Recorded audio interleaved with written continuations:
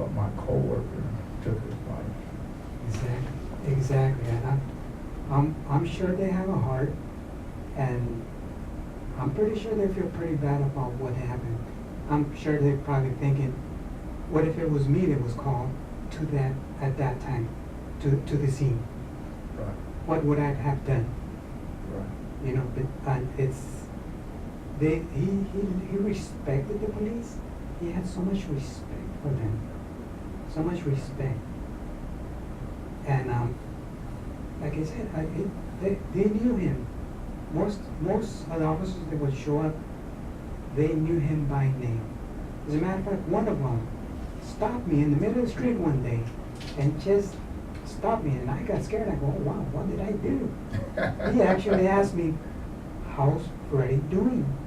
I go, oh, you know what, officer, thank you for asking. He's doing good. He goes, you know what? You tell him to just keep trying and keep doing good. He was telling that I'm cheering for him. That made me feel so good.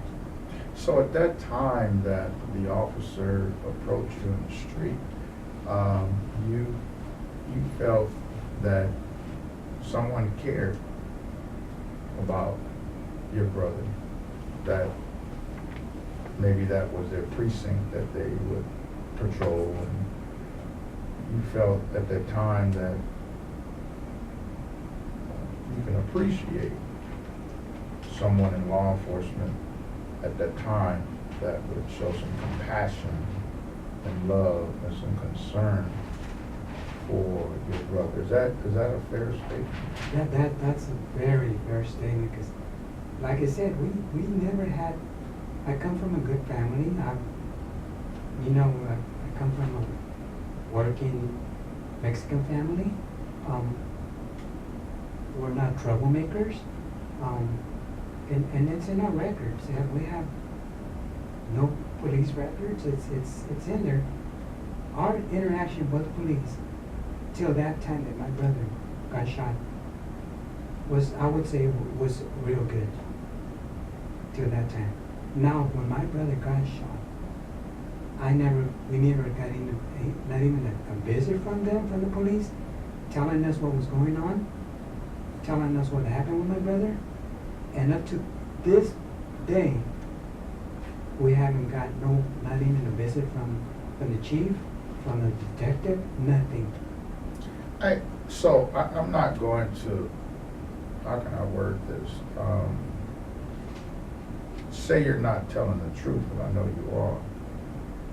But I know the Chief Dyer, which, sometimes we sit on different ends of the table, we disagree, but have a neutral respect, that when a shooting or something happened, I've always known him to go out and try to reach out to the family or to give his condolences. Not that he can change what happened, but he claims to be Christian, and I don't question his Christianity or anything, but I do know of the last incident of the young toddler who was, I believe, shot in Southeast, a drive-by or something, that I read that he said that he took time off his, he wasn't on his regular hourly job but he took time off to go and meet and talk to the family and what have you. I've known of him doing that on different occasions, but you're telling me today that after your brother was killed, that the chief of police, Chief Dyer, did not come out and give any kind of condolences to you or your family. Exactly. We didn't want an apology. All we wanted, at least, minimum, a condolence. That's all. And up to this point, nothing from them. So I mean, it hurt us what happened.